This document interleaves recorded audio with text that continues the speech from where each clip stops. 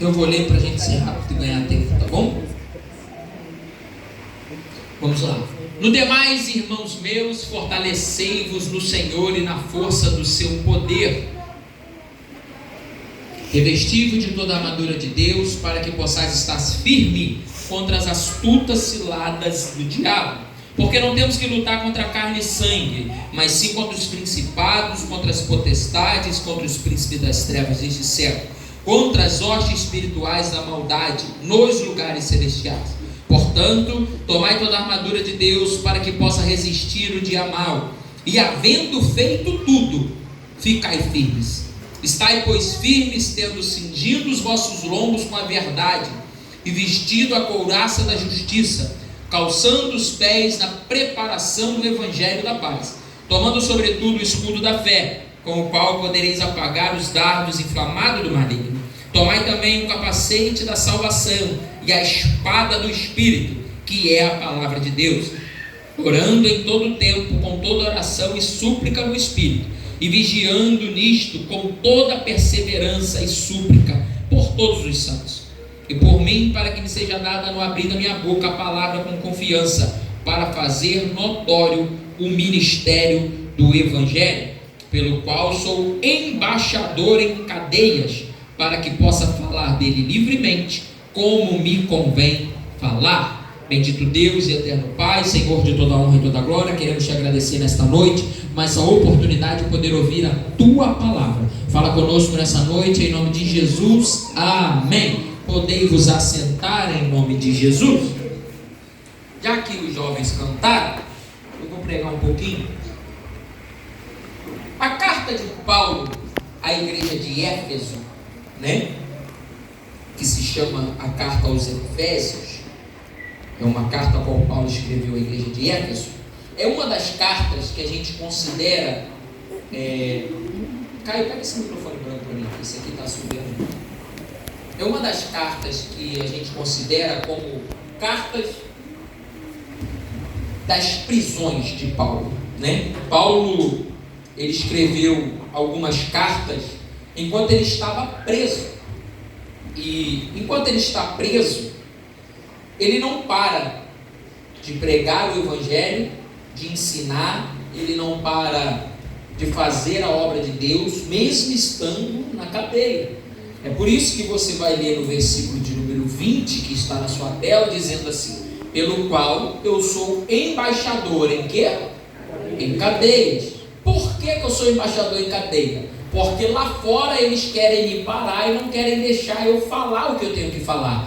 Mas estando preso, eu posso falar livremente e como me convém. Então não era a prisão que ia parar Paulo, não era a adversidade de estar preso que ia parar Paulo de pregar, não era aquilo que os romanos colocaram impondo sobre Paulo, que ele deveria ficar preso, que ia fazer Paulo parar de pregar o Evangelho. E aí eu te faço uma pergunta antes de começar a pregar: o que é que tem parado você de pregar o Evangelho? Será que uma cadeia pararia você de pregar o Evangelho? Será que é a adversidade que Satanás tem levantado na tua vida que tem parado você de pregar o Evangelho? Será que as calúnias, será que as provas que você tem vivido no dia a dia? Ou você tem feito igual a Paulo? Independente da situação que tu esteja, tu continua pregando o Evangelho. Porque nós temos relatos, se você for ler um pouco a história de Paulo, Paulo pregou quando estava preso, Paulo escreveu carta quando Paulo estava preso, Paulo apanhou, Paulo saiu fugido de cidade, Paulo foi perseguido, mas nenhuma das circunstâncias que Paulo viveu,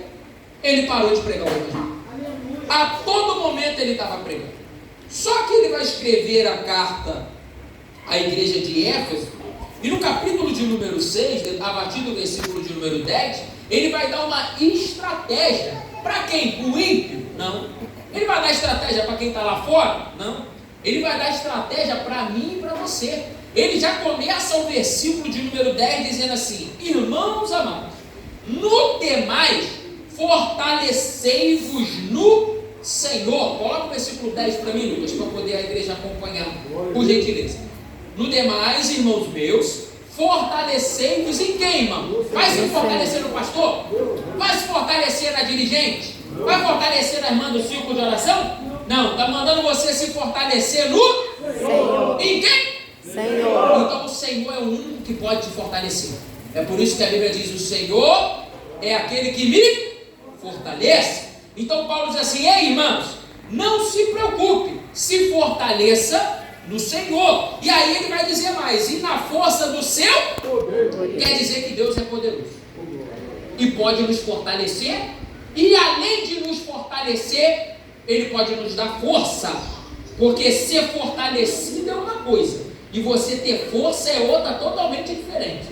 Você ter força é uma coisa, e você ser fortalecido é outra totalmente diferente. No versículo de número 11, ele vai dizer assim: revesti-vos de toda a armadura de Deus, para que possais estar firme contra as astutas ciladas do diabo.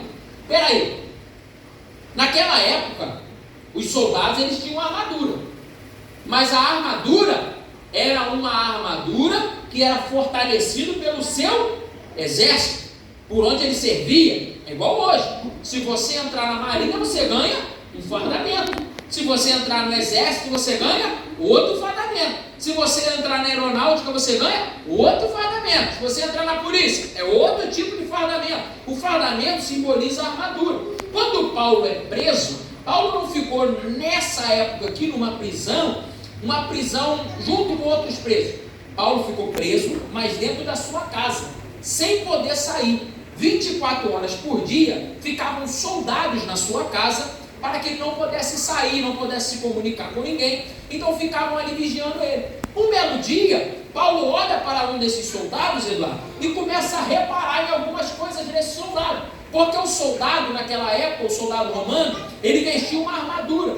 E essa armadura, existiam alguns itens. E Paulo começa a observar aqueles itens. E Paulo, sendo um homem muito espiritual, toda pessoa que é muito espiritual, independente do ambiente que ela esteja, ela consegue tirar algo espiritual daquilo ali. Paulo, sendo muito espiritual, mesmo estando preso, mesmo os soldados vigiando ele 24 horas por dia, ele olha para o soldado e tem uma grande ideia, porque Deus dá uma revelação para ele. Ele entende que o soldado tem uma armadura fornecida pelo homem, mas a armadura fornecida pelo homem, ela consegue te proteger daquilo que o homem quer fazer contra você. O homem quer te atacar, essa armadura consegue proteger. O homem quer fazer algo contra você, essa armadura consegue te proteger. Só que nós temos alguém, irmão, que está ao nosso redor, bramando como leão a todo momento, querendo nos tragar. E essa armadura fornecida pelos homens, ela não consegue proteger você, aleluia, dessa pessoa que está querendo te tragar. Quem é essa pessoa? Paulo vai dizer: ei, irmão, fica firme contra as astutas ciladas de quem, irmão? Do diabo. Para batalhar com ele, tem que ter uma outra armadura. Que armadura é essa? É uma armadura do homem? Não, Paulo já começa dizendo: ei, revestido de toda a armadura de Deus. Aí tem gente que vai dizer assim: não, mas eu estou de terno, o diabo não pode me atacar. Mas eu estou de saião até o pé, o diabo não pode me atacar. Não, mas eu ando com vestido da ponta do cabelo, a planta do pé, igual aquela mulher lá da Oriente Médio, tudo enrolado, só fica o olho do lado de fora. Não, mas o inimigo não pode me atacar. Paulo está dizendo: ei, esquece a armadura carnal, porque o que você tem que se revestir é de uma armadura espiritual. Reveste-se da armadura de Deus. Quando você estiver revestido da armadura de Deus, aí tu fica astuto, fica firme. Por quê? Porque aí você vai conseguir se livrar das astutas ciladas do inimigo. Aí ele vai começar a listar. Eu não vou pregar tudo, não, vou só listar aqui, porque não vai dar tempo. Primeiro, ele diz assim, no versículo de número 13, o 12 ele explica tudo que eu falei agora. Coloca o 12, por favor. Porque às vezes eu fico preocupado em lutar contra o Eduardo, e o Eduardo fica preocupado em lutar contra mim. Eu fico preocupado em lutar contra o Abiel, e o Abiel fica preocupado em lutar contra mim. E sabe quem ganha nisso tudo? O inimigo da minha alma e o inimigo da sua alma. Porque ele não está nem aí para a minha briga e para a briga do Abiel. Porque ele não precisa disso, irmão. Porque a Bíblia está dizendo que eu não tenho que me preocupar com o Abiel. Eu não tenho que me preocupar com o vizinho fofoqueiro. Eu não tenho que me preocupar com aquele que me aponta. Eu não tenho que me preocupar com a calúnia. Eu tenho que me preocupar e tenho que lutar contra a carne. Eu tenho que lutar contra o principado, contra a potestade e contra o príncipe das trevas. E aonde que eles estão? Eles estão aqui na terra, irmão. Ele está aqui no não, irmão. Eles estão nas hostes espirituais da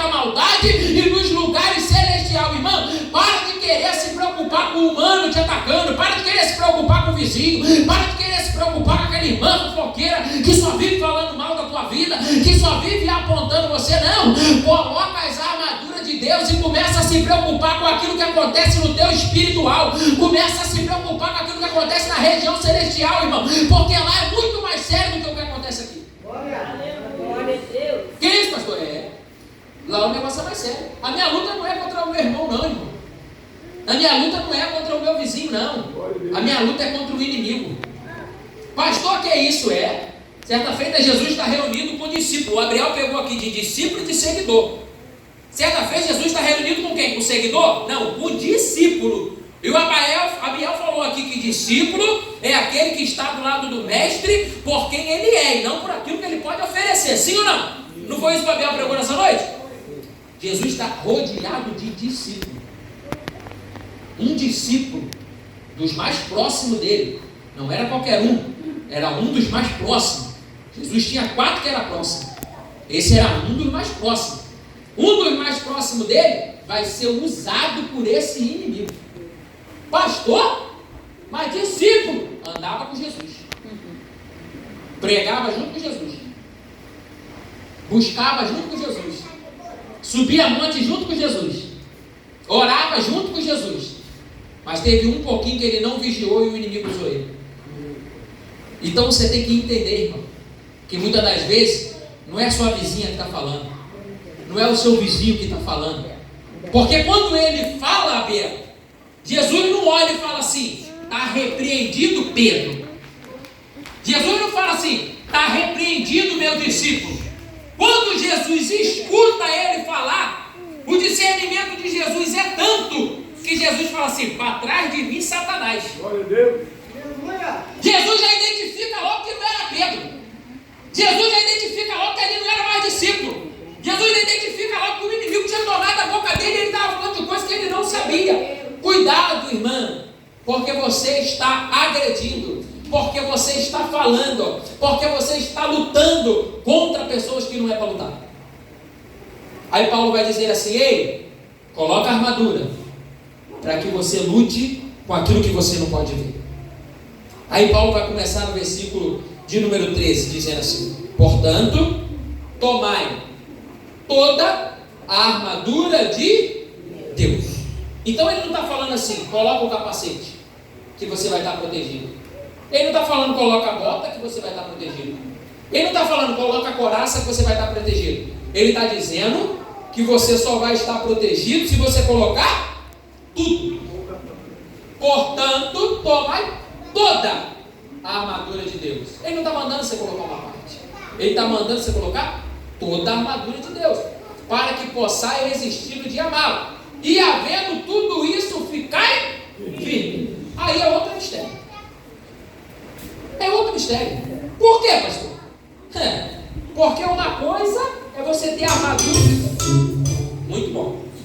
Uma coisa é você ter armadura e ficar firme. E outra coisa é você estar totalmente armado e correr. Se você está armado e corre, essa armadura não serviu para nada.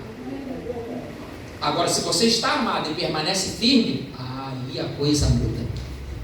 Paulo vai continuar dizendo, no versículo 14: portanto, estai firme, cingindo os vossos lombos com a verdade. A armadura do cidadão romano, ela é caracterizada por alguns itens. Qual eram os itens? Primeiro, um capacete. Existia um capacete. Depois, vi uma couraça, um peitoral, quem já viu um filme aí de antigamente, lá vai entender. Aquele soldado botava aquele negócio no peito. Depois daquele negócio do peito, tinha o cinto da verdade. O que era o cinto? O cinto era aquilo que segurava a calça dele e aonde ele colocava a sua espada. Então aquilo ali era o cinto para poder segurar. Depois do cinto, ele tinha a calça e tinha a bota, que vinha até o joelho, para o proteger de picada de animais, para que insetos, não pudessem entrar nele. Então era o calçado dele. E além da espada que ele andava numa mão, ele segurava o escudo na outra. Então a armadura ela é dividida no cinto, na couraça, na bota, no escudo, no capacete e na espada. E agora eu quero explicar, se der tempo, um pouquinho de cada. Se não der, quarta-feira que vem eu termino. Ele começa dizendo assim: ei, depois de você estar firme, primeiro tem que estar firme.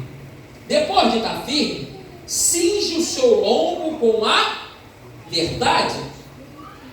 Depois que fala, Paulo vai dizer que o crente, ele tem que cingir o lombo dele com a verdade.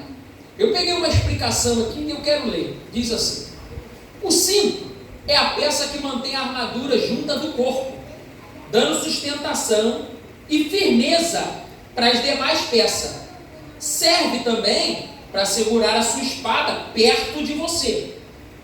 Para o cristão, a verdade é a palavra de Deus e o alicerce de sustentação. São os ensinamentos que mantêm a gente firme diante das batalhas espirituais. O cinto servia para manter a armadura perto do corpo. Então a primeira coisa que Paulo fala, Biel, é assim: cinge o seu lombo com a verdade. Cuidado com aquilo que você tem se baseado a tua armadura. Porque a sua armadura, a verdade, é a palavra de Deus. O que está dizendo aqui são os seus ensinamentos que te mantêm firme diante das batalhas espirituais. Irmão, quer vencer a batalha espiritual? Se mantém naquilo que tu aprendeu. Não inventa, não caça moda, se mantém no que aprendeu. Se você não é pastor, mas eu não aprendi como enfrenta a batalha espiritual. Vou te ensinar hoje mais uma vez para tu nunca esquecer. Primeira coisa que tu vai fazer é orar. Porque o crente que não ora, ele já está perdido. O crente, pastor, eu não oro de jeito nenhum. Irmão, eu tenho uma grande preocupação com você. Primeira coisa é você orar. Depois, é você ler a palavra de Deus. Porque a maior revelação, eu gosto muito de profecia. Eu adoro, irmão, quando vem um irmão marchando na minha direção e fala algo da parte de Deus. Mas você quer ver eita Jesus, eu falar em mistério e sapatear no poder, é quando eu escuto alguém pregando uma palavra do Evangelho, aleluia, uma palavra de Deus bem pregada. Aí, irmão, aí eu gosto de baixar minha porca. Por quê? Porque a maior profecia é essa daqui, que saiu da boca do nosso Deus. Então, irmão, para basear a tua armadura, primeiro tu cinge o teu lombo de verdade. Cinge o lombo com o quê? Com a palavra de Deus. Primeiro tem que estar enquadrado dentro da palavra de Deus. Quer vencer a guerra espiritual? Ora. Quer vencer a guerra espiritual? Lê a palavra. Quer vencer a guerra espiritual? Jejum. Pastor, mas o jejum é importante? Quem falou foi a própria Bíblia. É a Bíblia que diz que tem uma casta de demônio que só sai com jejum e... Então não adianta só orar. Eu tenho que jejuar. Eita Jesus, será que essa perturbação que está tendo na tua vida é um dessa casta e tu não está jejuando de jeito nenhum? Já parou para pensar nisso? Pastor, deve ter uns 5 anos que eu não jejuo. Pastor, deve ter mais ou menos não sei quantos anos que eu não leio a Bíblia. Isso é ensinamento. É por isso que Paulo está dizendo: ei, fica firme. Depois que tu estiver firme, cinge os vossos lombos. Engraçado que o Abiel disse assim: o maior problema não está fora. O maior problema está em quem? Quem lembra que o Abiel pregou? É o quê? Está em nós mesmos. É por isso que Paulo falou: ei, cinge o teu lombo com a verdade. Sabe o que Paulo está dizendo aqui? Se preocupa com a tua vida e esquece do irmão. Porque muitas das vezes a gente sabe fazer o erro, apontar quem está errando mais na vida do irmão do que na nossa. É muito fácil apontar os erros do Caio. Difícil é olhar no espelho e falar: rapaz, tu é um pecador miserável. Tu é tralha, rapaz. Eu me lembrei agora que eu vi um vídeo do pastor Eliseu Rodrigues. Quem não conhece ele, depois pesquisa lá, que é um excelente pregador. E ele falou que o filho dele, criança, não sei se tem 3 anos ou tem 4 anos, bateu ou comeu o salgadinho do colega na escola. E aí chamaram ele lá. Quando ele chegou lá, que contaram para ele o que era. Aí a mãe, sabe como é que é a mãe, né? A mãe chegou dentro de casa, a mãe: não, meu filho, aqui não pode. Eu falei: pera aí, que agora quem vai conversar com ele sou eu. Olhou para a cara do menino e falou: tu é pecador, rapaz. Tu é miserável. Esse Adão que está dentro de você, a culpa é desse Adão. Tu tem que se converter, rapaz. Aí a mulher dele falou: moço, você está pegando muito pesado. Ele falou: pesado não. Ele tem que aprender desde criança que ele é ruim igual a mim. Porque eu também sou pecador. É fácil apontar o dos outros, irmão. Difícil é tu olhar no espelho e dizer assim: rapaz, mas tu precisa melhorar, hein? Rapaz, mas tu precisa buscar mais. Rapaz, mas tu precisa, aleluia, se humilhar mais perante o Senhor. Rapaz, você é, oh meu Deus do céu. Se todo cristão fosse assim, irmão. Aí Paulo diz assim: ei, se preocupa contigo. Esquece agora o outro. Pastor, mas eu preciso tomar conta do meu filho. Não. Pastor, mas eu preciso tomar conta da tua filha. Não. A Bíblia manda você tomar conta do teu filho e da tua filha? Me fala o versículo, quem souber. Que manda tomar conta do filho e da filha. Que manda tomar conta do esposo, da esposa. Alguém sabe o versículo? Se souber, pode me falar. Sabe o que a Bíblia fala do filho? Ensinai o caminho que se deve é ensinar. Ensinar não é tomar conta. De certo, quando eles é pequenininho, não tem muita opção, né? Nem quem te puxa pela orelha, mas eles têm que ir. Mas é ensinar. É por isso que a Bíblia diz que a salvação é individual. Tem muita gente preocupada com a salvação do cônjuge, com a salvação do filho, e vai acabar ficando aí. Vai ver o filho, o cônjuge subindo, e ela mesmo e ele mesmo vai ficar. Por quê? Porque não está se preocupando com a sua própria salvação. Paulo está dizendo: ei, pensa um pouquinho em você. Pastor, tu é egoísta. Não, não sou não. Você já viu?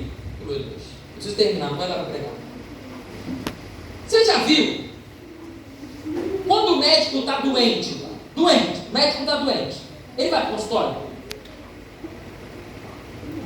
Você já viu algum médico com câncer terminal tratando de outro doente com câncer terminal? Você já viu um médico doente não tratar? Ele não vai para o consultório. Sabe por que ele não vai, cara? Porque está doente. Aí é um doente tratando o outro. Como é que tu quer tratar alguém se você mesmo não se tratou? Eu gosto de pregar assim, quando alguém fica silêncio. Como que tu quer tratar o outro se você mesmo ainda não se tratou? Aí é um cego e outro cego. Fala: não, mas eu vou ganhar o meu marido, mas eu vou ganhar a minha esposa, mas eu vou ganhar o meu filho. Rapaz, toma cuidado para você não se perder no meio do caminho. Porque aí nem você e nem ela, nem você e nem ele. Primeiro, irmã, cuida de você.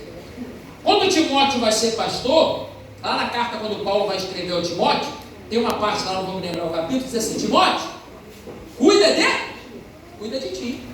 Paulo está dizendo assim: ei, primeiro tu cuida de você, depois tu vai cuidar das ovelhas. Porque se você não tiver condição de cuidar nem de você, da ovelha, que tu não vai conseguir. Se você não tiver condição de cuidar de você, do teu marido, que tu não vai cuidar. Se você não tiver condição de cuidar de você, do teu filho, que você não vai cuidar. Se você não tiver condição de cuidar de você, não é da tua esposa que você vai cuidar. É por isso que quando Agar larga o menino debaixo da árvore, o anjo vira para ela e fala assim: se ergue, põe de pé, depois tu vai lá e levanta o menino. Porque não tinha como Agar ir rastejando e falar para o menino assim: levanta, tá tudo bem, não. Para ela chegar para o menino levantar, o menino tinha que olhar para ela e ver nela um ponto forte. O menino tinha que olhar para ela e dizer assim: não, minha mãe é forte. Ei, o meu pai é forte, eu olho para ele e vejo força nele. É por isso que Deus está dizendo nessa noite para mim e para você: eles precisam olhar para a gente e entender que aquele que nos sustenta é Deus e que nós estamos de pé. Olha! Às vezes queremos arrastar pela palavra, às vezes arrastamos até a força, enquanto deveríamos arrastar pelo exemplo.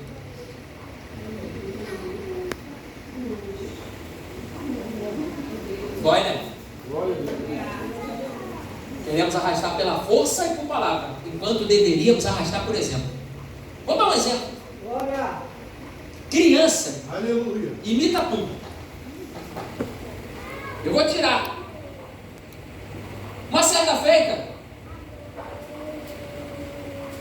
eu já contei isso.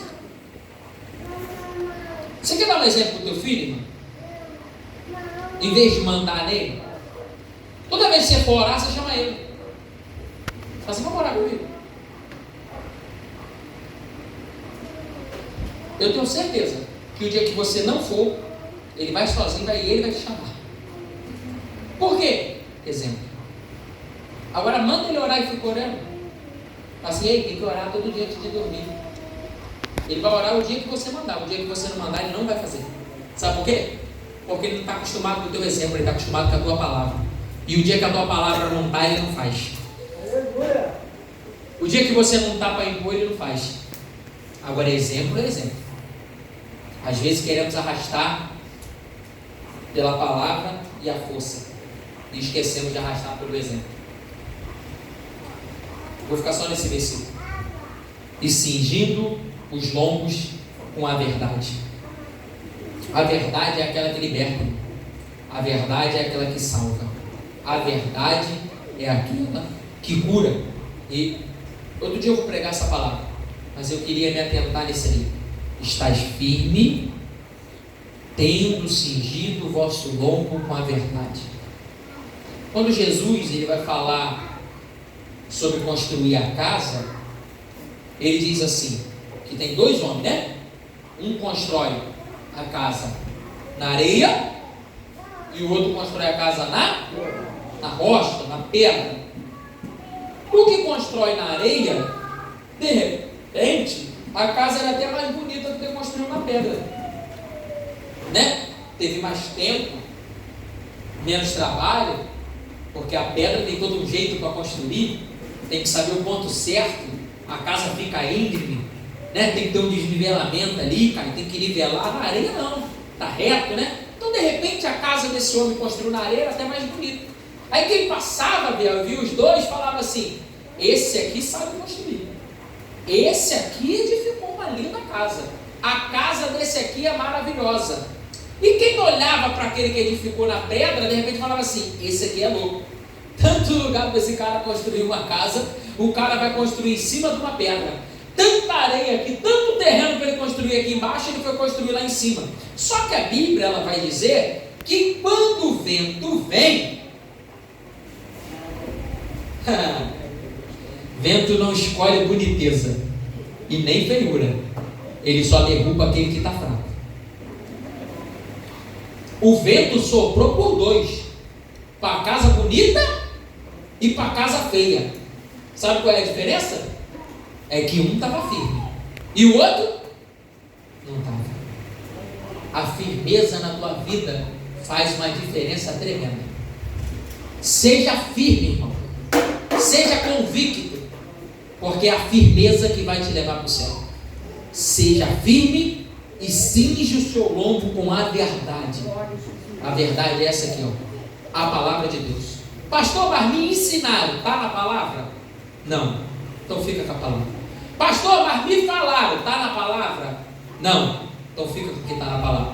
Pastor, mas estão dizendo, está na palavra, irmão? Não, então fica com o que está na palavra. Porque Deus ensinou através da sua palavra. Jesus ensinou através da palavra. Então nós estamos aqui para aprender através da palavra. Aleluia, glória a Deus. Fica firme, irmão. Eu sei que é difícil, mas a adversidade vem. Mas se a sua casa estiver na rocha, pode soprar o vento que for. É igual a história dos três porquinhos. Essa é a história dos três porquinhos também? Né? Sopra uma casa de palha, é pro rio, cara. Sopra uma casa de madeira. A última é de pedra, é isso? De tijolo? Então, aí ele sopra e nada. Aí ele fica bravo. É assim o inimigo também. Ele vai lá e ó, lançamento na tua vida. Aí a primeira vez tu cai, que tu não está preparado. Aí tu se reergue de novo. Tudo bonitinho. Tu fala, agora sim. Eu caí a primeira vez, não sou bobo, não vou cair a segunda. Não, agora não, minha casa era de palha, agora minha casa é de madeira. Não vou dar mole para ele. Ele vai lá e ó, mais forte. Aí o que acontece? Aí tu cai de novo. Aí, irmão, está na hora de botar na rocha. Coloca a tua casa na rocha, que aí ele vai soprar, até ele cansar. Aí quando ele cansar, que vai acabar com o pulmão dele, ele vai falar, agora ele verdadeiramente está firme. Agora ela verdadeiramente está firme. Seja firme, irmão, cingindo o vosso lombo com a verdade. Amém? Dê uma salva de palmas, Senhor.